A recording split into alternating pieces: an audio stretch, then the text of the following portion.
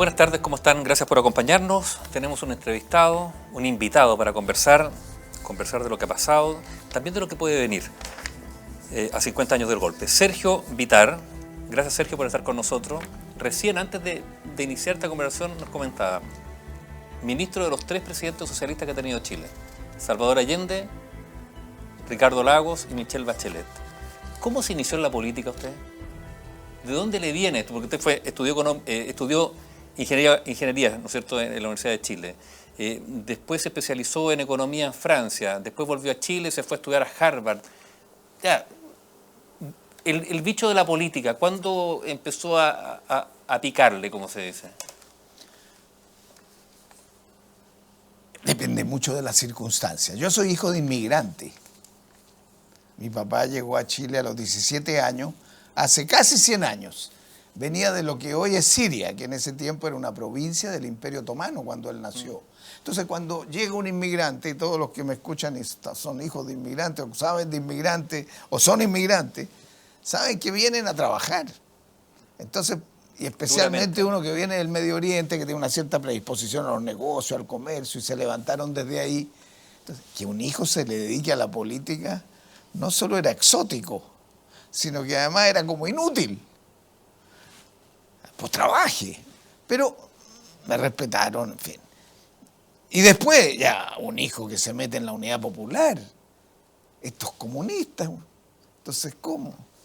Pero no, ¿cómo va a pertenecer a una familia comunista si se dedican a los negocios? Yo también me he dedicado a los negocios. Entonces, son las circunstancias históricas las que te empujan. Y yo creo que influyó en mí primero la tremenda miseria que había en Chile cuando yo estudiaba en la universidad. O sea, en los años 60 ya había terminado el 64, terminó Alessandri, pero un presidente de derecha, ya Chile venía atrasándose. Y yo iba a las poblaciones de repente y te juro, veía a los niños en el barro sin agua, sin zapatos, sin comida. O sea, cuando Allende pone entre las 40 medidas el medio litro de leche, y cuando Frei lanza también su reforma agraria, la chilenización del cobre, que son dos gobiernos progresistas desde mi punto de vista, era como indispensable meterse, porque si no, ¿qué sentido tenía tu vida? Yo como ingeniero civil era un privilegiado. La Chile me preparó para eso, para servir a mi país. Antes, ¿dónde había estudiado? En el Instituto Nacional. Entonces la educación pública del Instituto Nacional era muy fuerte. Yo siempre cuento que cuando iba a ver al rector del colegio y caminaba, había un pasillo y estaban todas las fotos de los presidentes de la República que habían estudiado en el Instituto Nacional. Lo público lo llevaba en el corazón. Y luego mi madre tenía un grado de sensibilidad social alta, yo creo que esa siempre fue sensible conmigo en el sentido de darse cuenta de que cuando iba en una dirección está bien. Y respecto a los estudios que tú mencionabas, ¿qué me di cuenta? Dije, bueno, si yo quiero hacer las cosas bien, tengo que estar bien formado.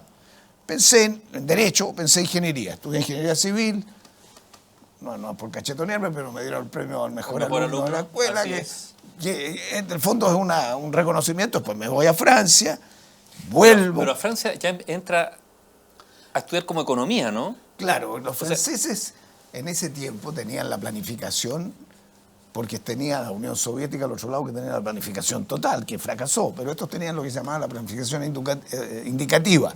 Entonces recibían economistas, ingenieros, y eran muy buenos para los que éramos ingenieros y teníamos una mejor formación matemática, estudios de tarificación eléctrica, proyectos de embalses, autopistas, electricidad, y tenían empresas públicas. Entonces eran muy buenos, y muy buenos en esto. Aprendí y con eso fui director del Departamento de Industria de la Escuela de Ingeniería de la Chile y metí todos los cursos de ingeniería, economía para los ingenieros, para que los ingenieros también supieran algo más que la ingeniería, cómo hacer un proyecto que fuera viable.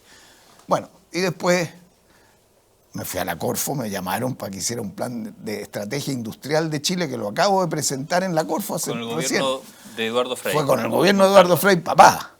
Pero lo acabo de presentar recién hace un mes. Y le dije a los actuales dirigentes, que son amigos míos de la Corfo, bueno, eso hicimos un ejercicio de mirar a largo plazo. ¿Por qué no hacemos lo mismo ahora? ¿Por qué no lanzan ustedes una estrategia industrial de Chile al 2040 que nos permita estar juntos? Entonces, y después me fui a Harvard. Entonces, y todo el ciclo es cómo estoy mejor preparado. Pero el salto final es la política.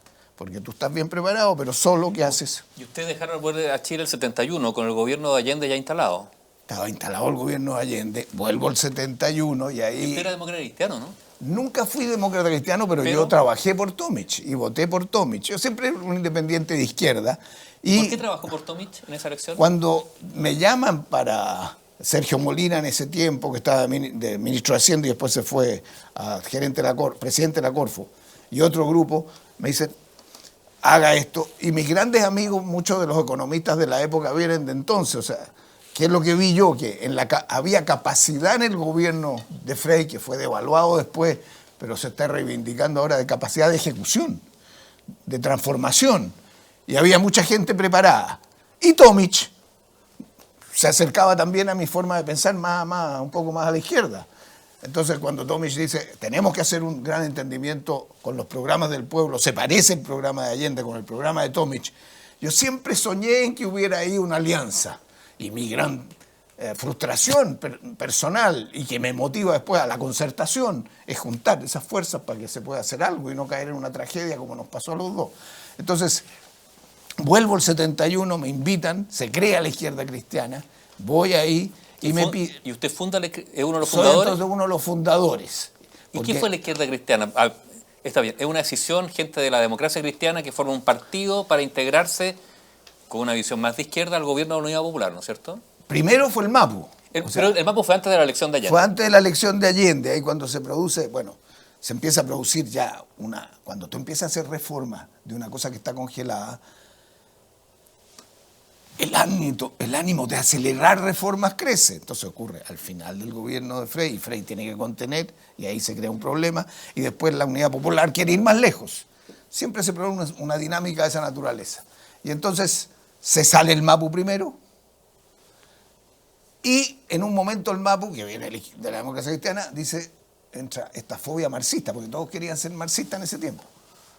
Yo leía Marx y todos discutíamos Marx, pero bueno. Entonces se declara marxista. El MAPU se declara marxista, Claro. efectivamente. Luego viene la izquierda cristiana, que era el grupo tercerista, que dice, pero eso ya es después de la elección, ya cuando está Allende, todo ese grupo 71. vota por Tomic. 71. Pero ¿qué se da cuenta? Oye, ¿esto cómo va? Y la democracia cristiana, en la lógica que va de alejarse, y la UP también de ser sectaria, porque hay que poner las cosas en su lugar, en esa y no hablan entre sí. Si nosotros nos quedamos a este lado, vamos a ser partidarios del golpe por omisión. Vamos a ayudar. Perdón, pero 71 ya se hablaba de golpe.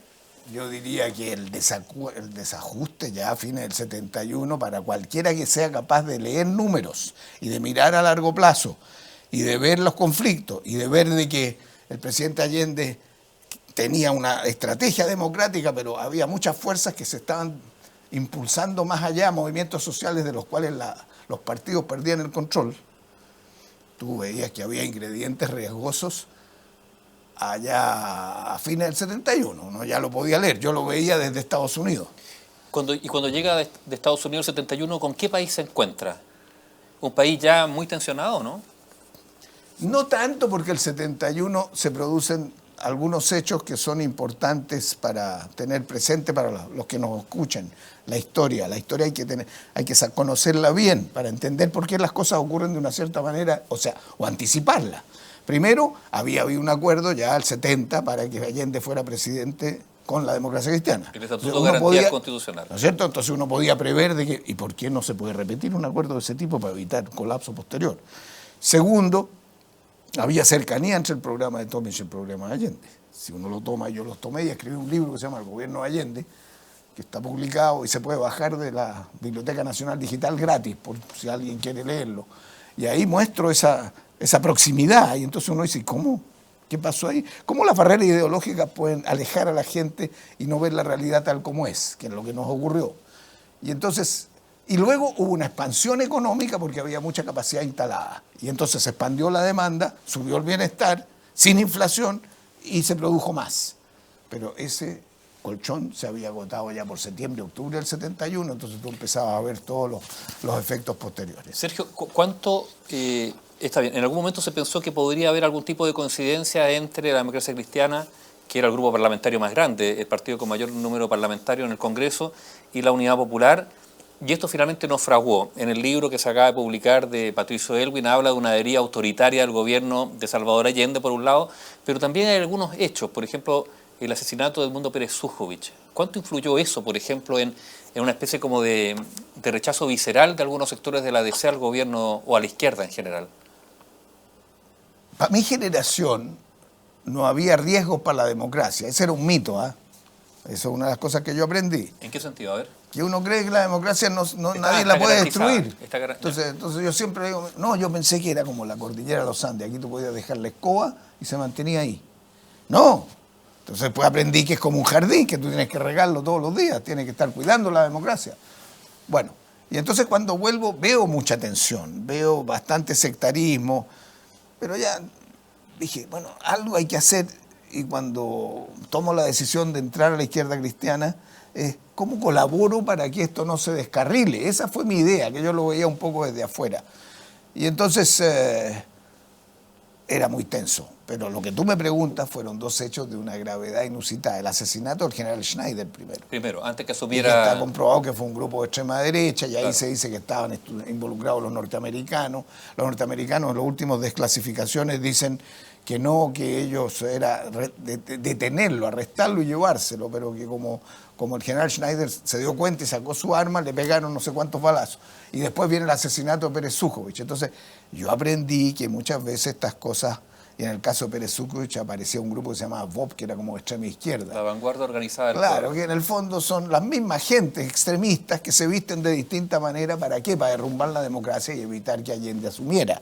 Cosa que Nixon con Kissinger ya habían hecho en las desclasificaciones que ocurren después en el informe, cuando llegó al exilio a Estados Unidos, del senador Church, la intervención de la CIA en Chile.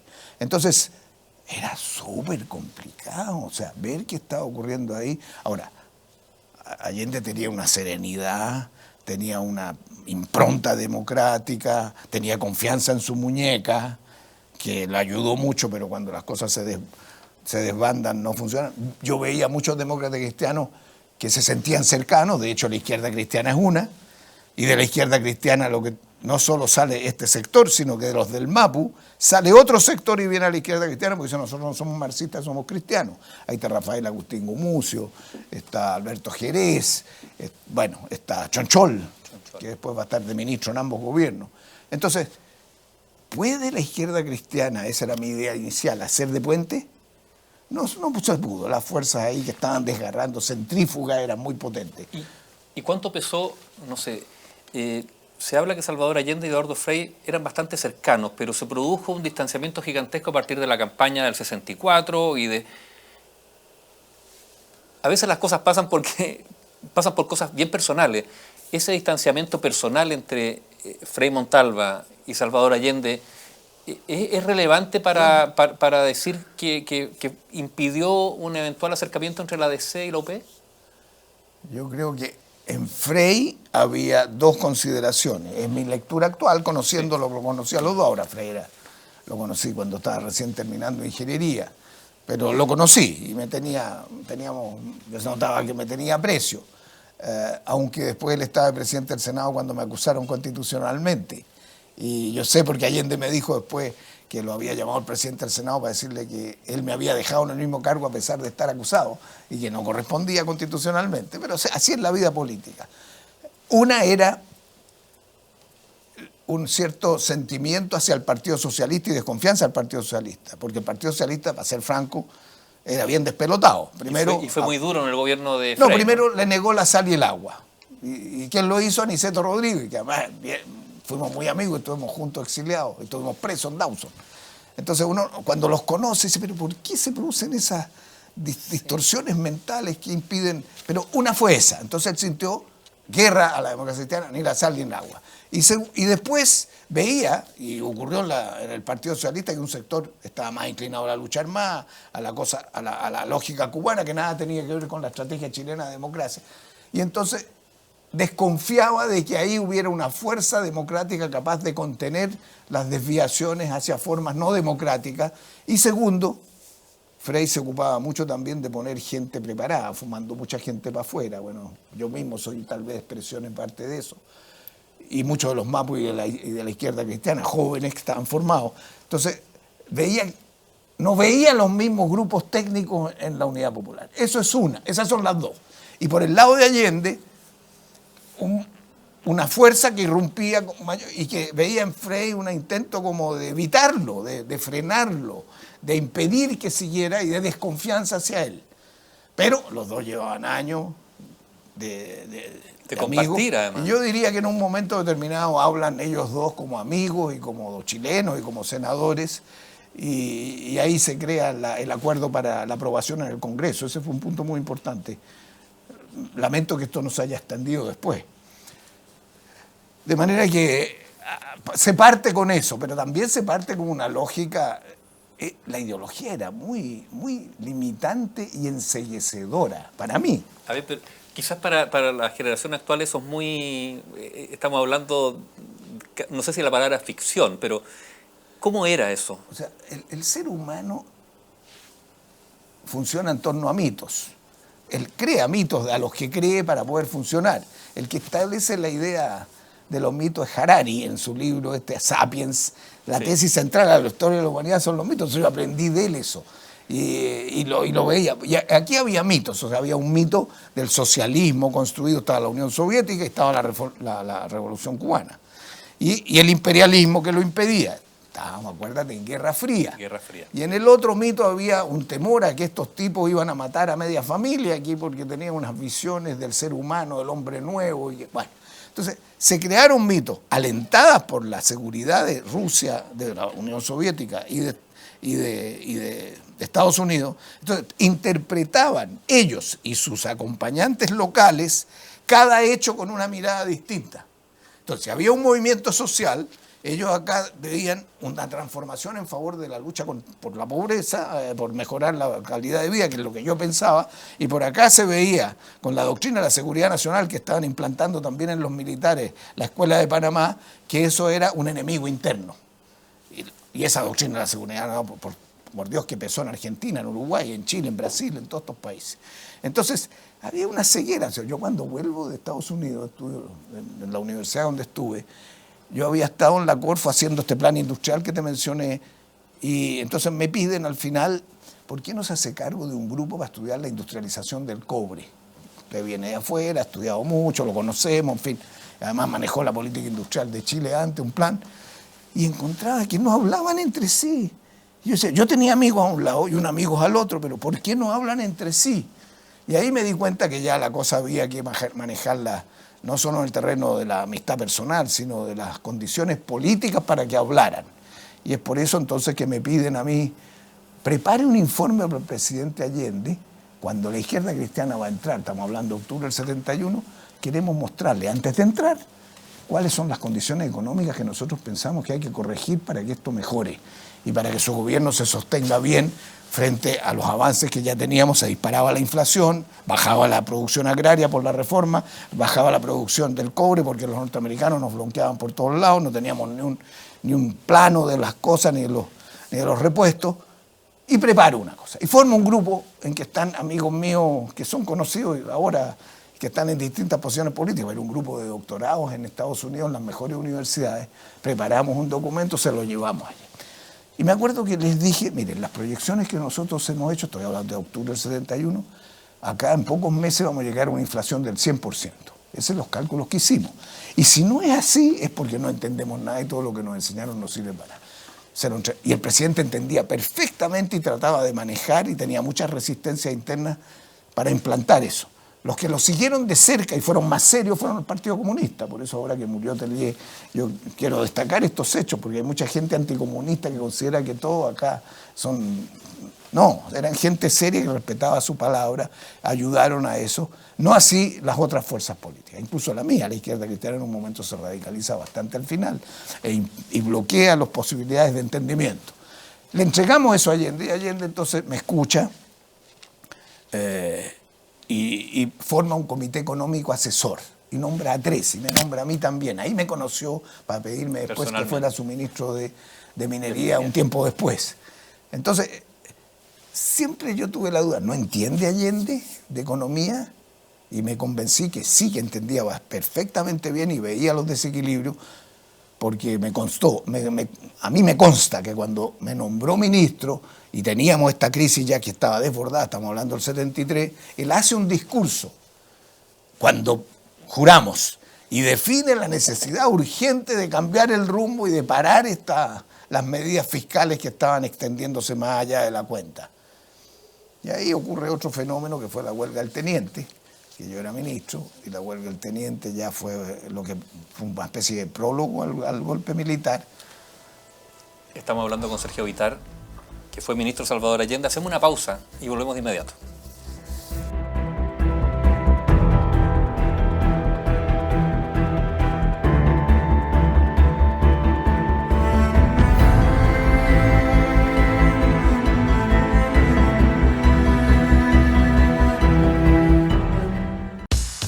BioBio TV, canal 26.1 de la televisión abierta en la región metropolitana.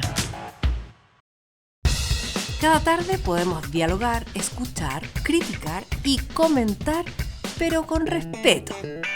Pasadas las 3 de la tarde, de lunes a viernes, podría ser peor, con Julio César Rodríguez.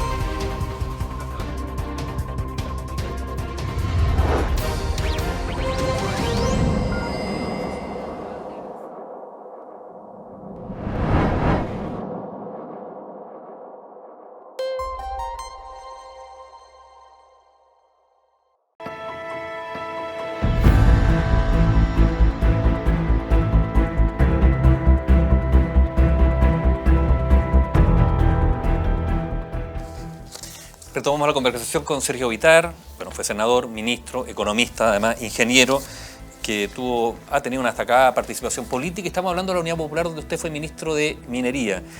Desde dentro del gobierno, ¿cómo se vivieron esos años? Me refiero en la capacidad de implementar políticas, en un ambiente de gran polarización, pero además sin mayoría parlamentaria. En ese escenario, ¿cómo se pretendían hacer las cosas? No teniendo una mayoría en el Congreso, por ejemplo, y muchas de las cosas tenían que pasar por ahí. No se podía hacer como uno quisiera, porque como estamos analizando los 50 años, una de las grandes lecciones de la Unidad Popular, para mí y para muchos, que estuvimos ahí y después estuvimos en la concertación, aprendimos lo que no debíamos haber hecho, que era una disparidad de puntos de vista dentro de la coalición con fragmentación, y no habernos dado cuenta que había un Estados Unidos que nos quería tumbar de antes y una derecha golpista que iba desde antes de que asumiera el gobierno a tratar de derribarlo. Entonces, yo creo que la lectura de las estructuras de poder tampoco fueron acertadas, pero en ese cuadro era difícil. Yo tenía una misión como ministro ya al final del gobierno de elevar la producción del cobre. Y la otra misión era tener suficiente gasolina, porque no llegaba y había una psicosis, todo el mundo se abalanzaba lo que iba a durar un mes, duraba 2 horas, todo el mundo se abalanzaba, los mercados negros, en fin, que eran condiciones muy difíciles de sostener. Pero yo diría que había un programa, había voluntad de cumplir el programa, y había la idea de que la dinámica social iba a elevar la conciencia ciudadana para tener mayoría, pero también de que la democracia se aguantaba, que los militares no intervenían y que la democracia cristiana iba a estar dispuesta a buscar algún entendimiento. Y esas no se dieron esas condiciones. Entonces cuando me preguntan a mí, oye, ¿usted cree que era viable esto? Yo contesto, he estado en varios debates sobre esa materia, y mi libro dice, era viable. Y por varias razones que las puedo dar. pero se fue tornando inviable porque las condiciones de viabilidad que se construyen políticamente, tú no puedes decir antes de entrar a algo si es viable o no, depende de tu propia voluntad de acción.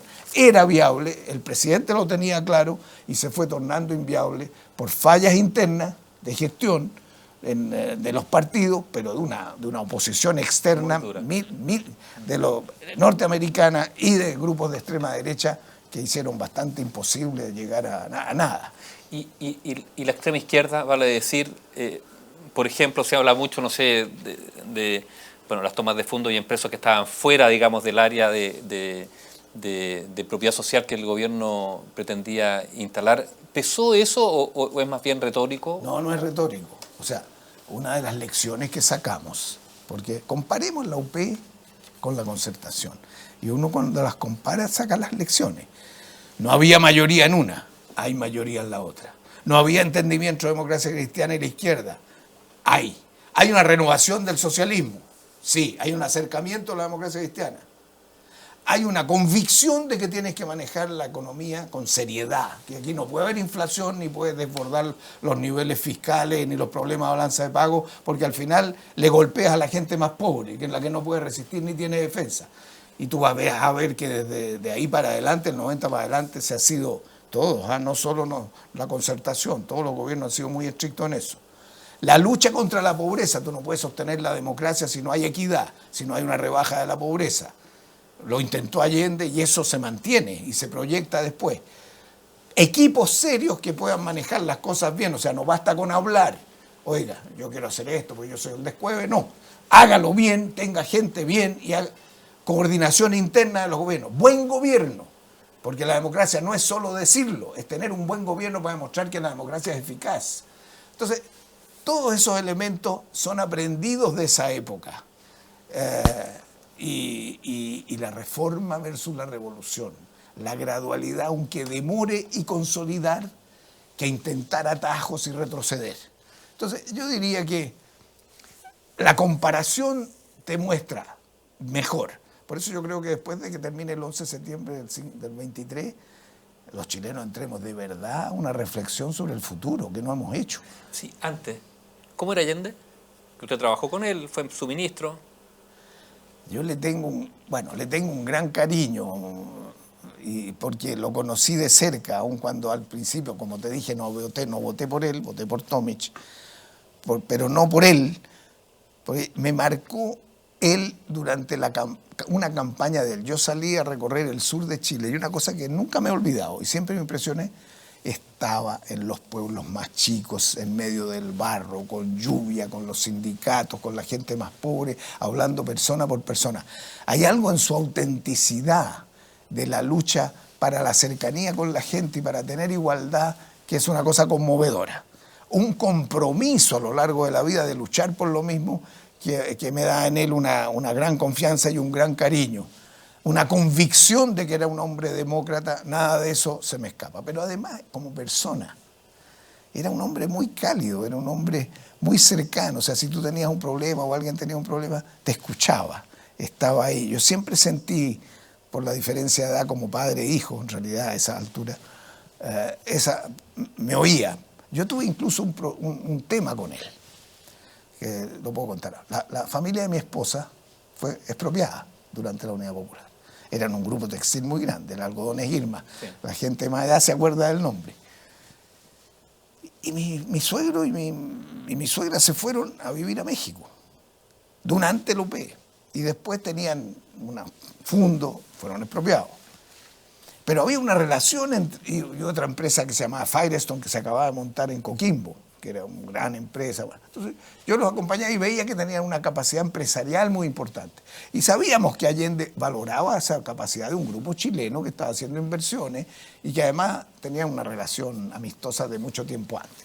Había un gran amigo que trabajaba en la empresa, un socialista, que se llamaba Manuel Mandujano, amigo nuestro y amigo del presidente, en fin. Y entonces cuando todo eso ocurre, cuando estábamos con mi mujer en Estados Unidos, estudiando. Y cuando vuelvo, y cuando ya un tiempo después me dicen si quiero ser ministro, el presidente sabía esto perfectamente bien. Entonces yo dije, sí, pero tengo que consultar con mi familia. Consulto con mi familia, se portaron todos muy leales. haz lo que te parezca, te respaldamos todos, y especialmente conociéndome que yo iba a tratar de hacer las cosas lo mejor posible. Y me llama el presidente, entonces le digo al presidente, déjeme consultar, pero él me dice, quiero hablar con usted. Pero ahí hay un gesto, no es decir, lo nombro como veo a veces a algunos y después lo echo y ni me preocupo de él, no. No solo te hablaba y quería tenerte y tú lo sentías afectuoso y me dijo, yo sé de este problema. Y yo sabía que eso se le había ido a las manos porque un grupo se tomó la fábrica y no estaba contemplada en ningún plan, en ninguna lista. Bueno, y le dije, sí. Y después siempre se ocupaba de mí, siempre yo lo sentí tanto que me invitó a un almuerzo el 10 de septiembre, que lo he contado. Yo almorcé con el presidente menos de 24 horas antes de su muerte. Soy uno de los pocos que estaba ahí. Y de ese almuerzo quedamos 2 vivos, que son Joan Garcés y yo. Y ahí ya yo era testigo de la llamada al plebiscito que iba a hacer en ese momento. Pero toda la relación con él, ahora me gustaba mucho su sentido de la vida. Era alegre, era vivaz. Bueno, todo el mundo sabe que le gustaban las mujeres, pero también eso yo siempre lo he considerado como una cosa que realza la vitalidad de una persona. Era muy respetuoso y le gustaba vestirse bien, tantas anécdotas que teníamos de repente con encontrar a otra persona. Y le decía, qué linda su corbata, el otro se la sacaba y él se sacaba la de él. Qué lindo su reloj, me tocó una vez, porque traje a un ministro mexicano, el equivalente a mí, y lo llevé a ver al presidente. Y entonces el mexicano, Flores de la Peña, se saca el reloj y el presidente se saca el reloj de él y se lo entrega. Años después me encuentro con el mexicano. Nos saludamos, nos abrazamos y me muestra. Tenía el reloj de ayer. El reloj de ayer. Se ha hablado de ese almuerzo el día 10 de septiembre. Ya se hablaba mucho de los militares. A mí lo que me impresiona mucho es que se hablaba del golpe como una posibilidad cierta desde hacía mucho tiempo. Y usted el día del golpe se entrega, ¿no? En la discusión del golpe, del almuerzo, 10 de septiembre. 10 de septiembre, hay una revisión general por general que la va haciendo Letelier, que era ministro de Defensa. Lo digo esto porque ha salido ahora una cinta con la voz de Letelier. Esa cinta era mía, yo la tenía. Y la tenía guardada desde el año 75, 76, porque una vez yo estaba escribiendo un libro sobre el gobierno de Allende en Estados Unidos, y lo llamo, le digo, lo que tú dijiste en ese almuerzo, ¿me lo puedes exponer un poco mejor? Porque estoy escribiendo esta parte. Y me manda una cinta que se la había pedido Joan Garcés a él, preguntándole las mismas cosas, y me mandó una copia. Esa copia yo la he tenido casi 45 años.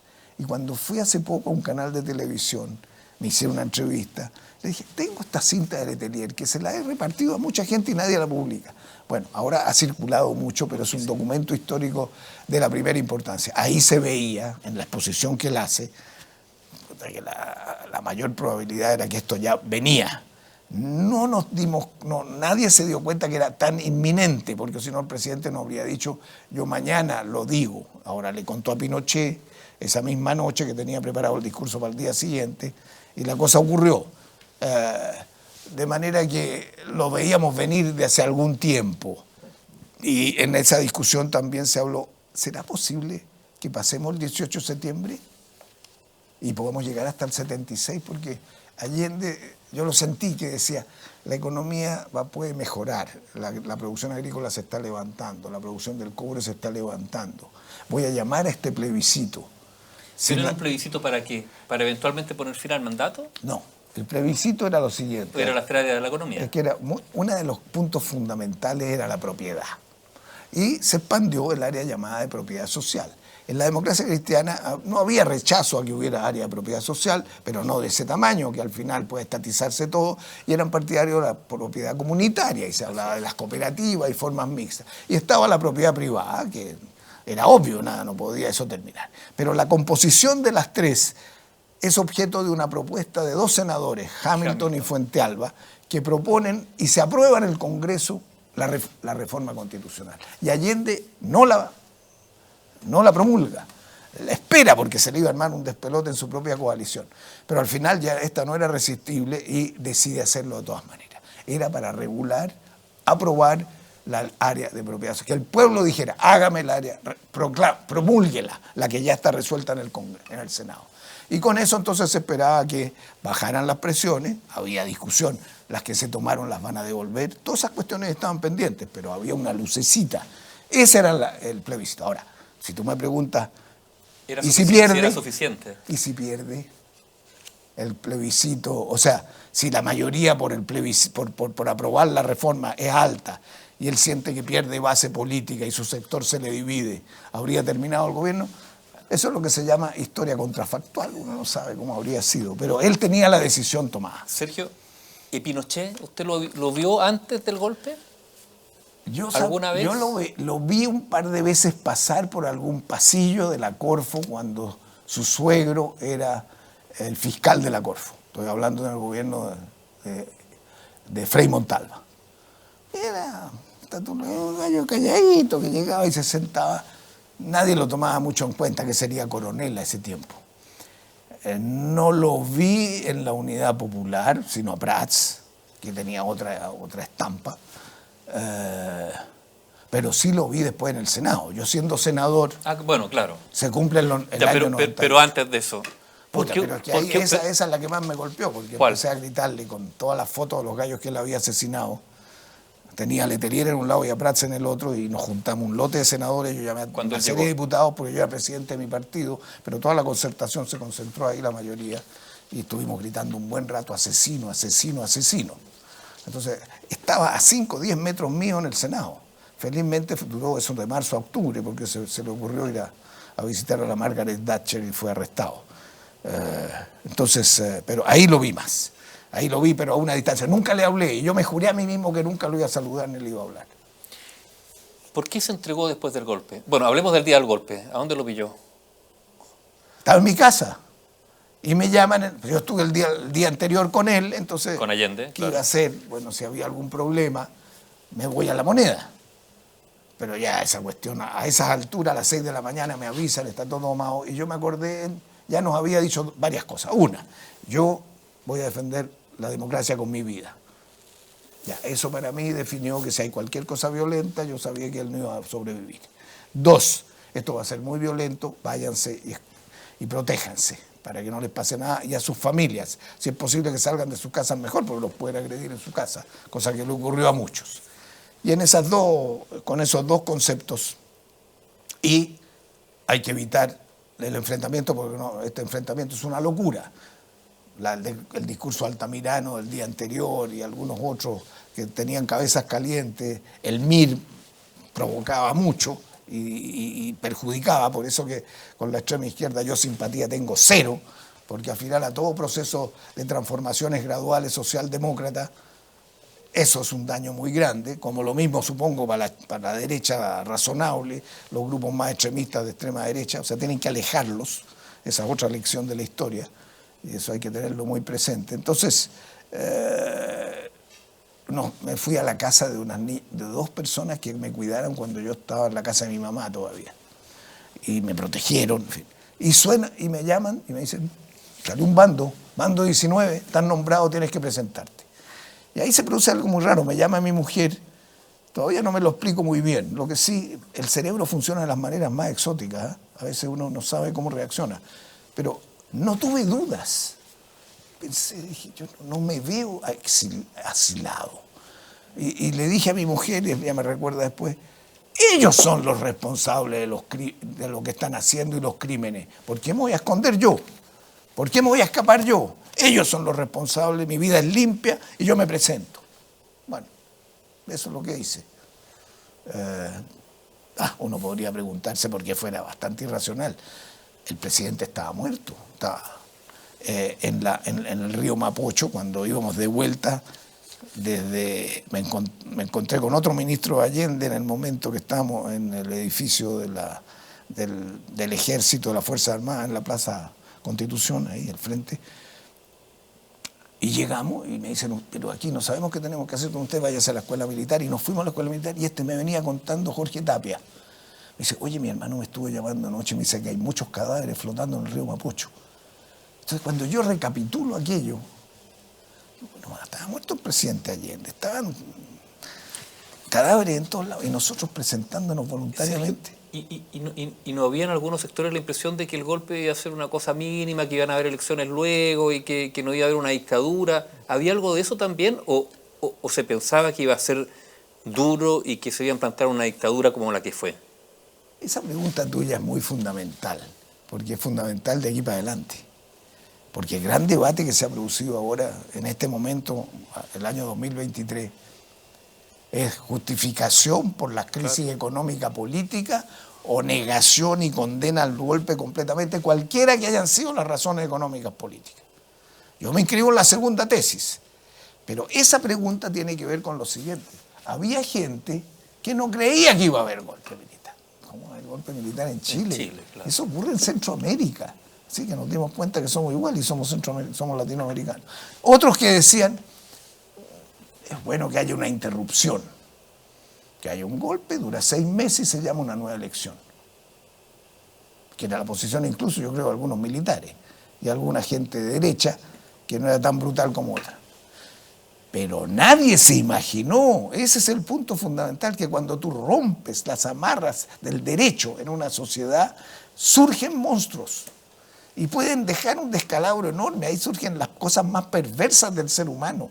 El asesinato, la muerte, la violación, la tortura, el exilio, el quemar a la gente y enterrarla en pozos, en dinamitarlas después para que no se encuentren los cuerpos. Todo es una cosa muy, muy trágica, muy tremenda. Entonces, ¿alguien se imaginó eso? Nadie. Si nadie se imaginó eso, no es lógico después de haberlo visto que digamos, nunca por la vía de la violencia y por el golpe militar resolver problemas políticos, sociales, económicos. ¿Por qué la derecha no hace eso? ¿Por qué hay sectores de la derecha que persisten en radicalizarse y en impedir que Chile busque puntos de encuentro? ¿Qué le pasa a la derecha? Que durante la concertación nos bloqueó cuanta reforma constitucional queríamos hacer para hacer más igualdad y más democracia, y los que son serios lo saben, porque estábamos sentados juntos uno al lado del otro en el Senado, con sus senadores designados, que nosotros teníamos la mayoría, pero ellos manejaban la cosa, y los comandantes en jefe inamovibles.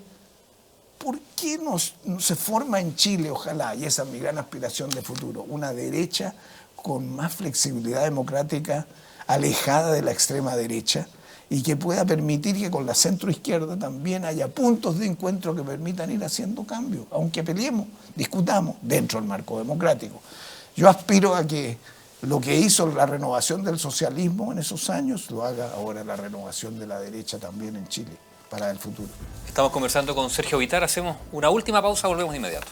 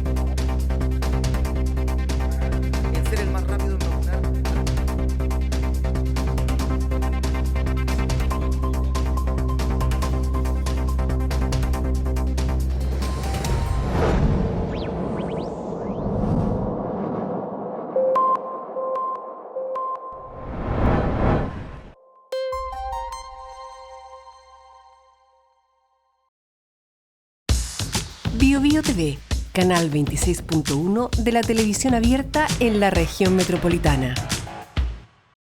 De lunes a viernes, pasadas las 10, continúa tu mañana con el Expreso BioBio. Lo que está pasando y los temas más relevantes los conocemos y escuchamos al instante. Acompáñate y viaja junto a nosotros. Expreso BioBio.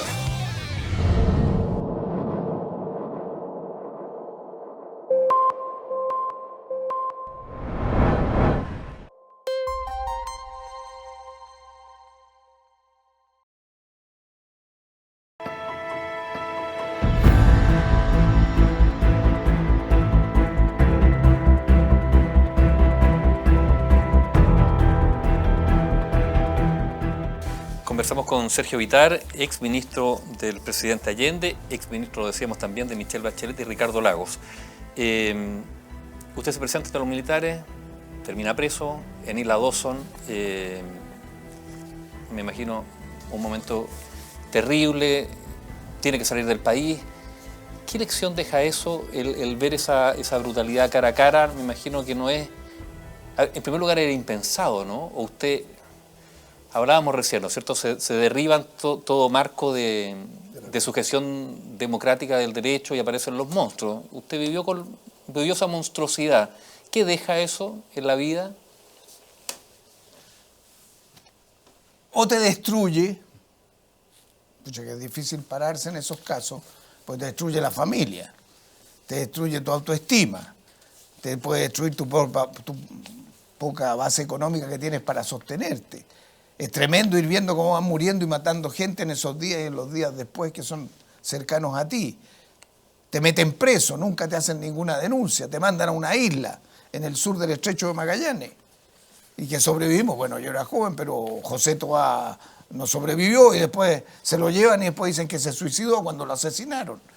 Entonces, es la brutalidad más grande. Entonces, el balance que tú haces ahí es, primero, ¿cómo me protejo? Lo primero es que tú tienes que sobrevivir. Y uno aprende lecciones de supervivencia. Una de las lecciones es que estábamos juntos. Cuando estás juntos con otros es distinto que cuando estás solo. Solo es muy difícil. Y cuando te llevan a un lugar y te tapan los ojos y pierdes el sentido del tiempo, la cabeza pierde el control de ti. Segundo, teníamos la conciencia de que tú podrías haber hecho las cosas mal, pero habías luchado por una causa justa. Tercero, no había nada que nos pudieran sacar de probidad. Hicieron 1000 investigaciones. Llegó un tipo cuando yo estaba en Dawson a preguntarme, ¿usted de dónde se compró no sé qué, un Fiat 600 que tenía? ¿Cómo se pagó el viaje para estudiar en Francia? ¿Cómo se pagó el viaje para...? Bueno, eran becas y cuando se fue a Estados Unidos era una beca. Entonces, unos tipos nunca pudieron descubrir nada, a ninguno de nosotros. Entonces, la conclusión ahí es que no hagas a otros, con eso yo construí. Yo no puedo tener sentido de revancha, y eso lo conversamos mucho entre nosotros, si queremos hacer un país nuevo. No podemos tener amargura si queremos hacer un país nuevo. Por eso cuando viene eso de la alegría, ya viene, algunos hasta lo ridiculizan. Pero no, era un sentido profundo que podíamos construir un país que nos pudiéramos reír, especialmente los que más habían sufrido. Yo soy un privilegiado de ese grupo, porque otros sufrieron mucho más. Pero eso hicimos el esfuerzo y de construir instituciones que te permitan no andar perdonando a uno. Yo no soy partidario del perdón de ninguna cosa, porque ¿qué voy a estar perdonando a los que asesinaron? Pero sí a establecer instituciones que lo permitan a él vivir dentro del marco del Estado de Derecho que vivo yo, los mismos. Entonces, pero la convicción más profunda es la democracia, es la conversación, es el acuerdo, es el diálogo, es la igualdad para que se sostenga el pacto político y social. Eso fue clave, digamos, en la construcción de lo que fue, la oposición a Pinochet en el plebiscito del 88, pero el plebiscito del 88 es el fruto, digamos, de un trabajo previo de muchos sectores políticos que fueron convergiendo. ¿Fue fácil eso? Bueno, esa otra cuestión bien clave es lo que tú estás diciendo. Porque, de nuevo, para recoger la historia, cuando uno está analizando, esto ya es de antes de los 50 años. Tiene muchas aristas los 50 años. No, sí, claro. Tiene cosas duras, pero tiene el gran fruto que fue la concertación, cómo se construyó ese acuerdo. El 75, me acuerdo, yo ya había salido recién del exilio, estaba en Boston, la Fundación Ebert, de la socialdemocracia alemana, invita, algo que parecía insólito, a un grupo de la UP, pero no comunistas, socialistas, radicales, estaba yo ahí, me invitaron también, y demócratas cristianos. Estaba Gabriel Valdés por un lado, estaba Zule por el otro, de las personas estaba Bernardo Leighton, me acuerdo, ahí está la foto, está el acuerdo, está Niceto Rodríguez. Y la primera aproximación y nos miramos y en el fondo fue decir, somos chilenos, hemos estado en lo mismo, pertenecemos a lo mismo, ¿podremos votar la bronca de lo que nos dividió y que nos terminó en esto? Bueno, empezó a acercarse, no fue fácil, 75. Si sigo los cursos de la historia, el 82, Rodolfo Seguiel se levanta con los trabajadores del cobre. La primera manifestación. Los trabajadores del cobre, yo me acuerdo, yo estaba exiliado, corajudo. 83 se junta y se crea la Alianza Democrática. Y por el lado nuestro, la pregunta es quién, es cómo, aparece Lago. Y se logra separar a un grupo del Partido Socialista, se queda en otra posición, después se va sumando. La diferencia que había entre el Cloro Almeida, Ricardo Núñez, después cuando vuelve, empieza a organizar lo que es la renovación socialista. 83, se hace la primera manifestación en el Parque Cousiño, 83. Eso yo me acuerdo muy bien, porque está exiliado conmigo Silva Sima. Y nos juntamos una vez en una ciudad que se llama Barquisimeto, en Venezuela. Entonces fui ahí, yo tenía una fábrica, entonces iba a vender, yo no podía volver. Entonces me junté con él, vendía papel mural. Entonces me dice, le digo, aprovecha, llama a la gente a la calle, el país quiere expresarse. Discutimos mucho, él lo reconoce en sus memorias de esa conversación, lo hace, salió algo muy espectacular.